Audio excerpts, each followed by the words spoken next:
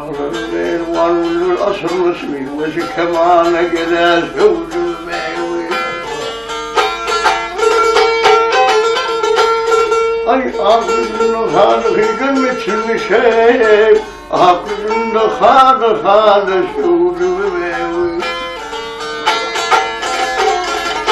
Abolmadım atarsına bakışlıyım, dar yerlerinin tırla. Heykelde kışlıyım, evlerde kışlıyım. Aşığın canın odaya kışlıyım.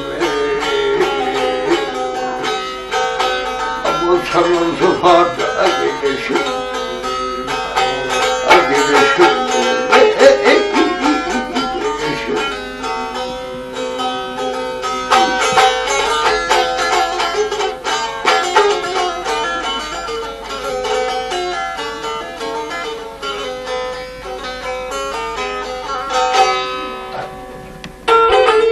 Ay başıma düştüğüm aynı elime, hakikat ağasının köyünde yenemev. Ay çekme gelme gül tuğdamı senme bülbülemev, uçup uçup konsam bile sevdiğimev.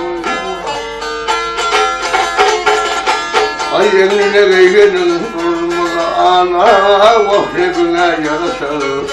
Altın piyalaya, evliliğin piyala. Ay evlat olsun, aydar doğsun bitme hıyale.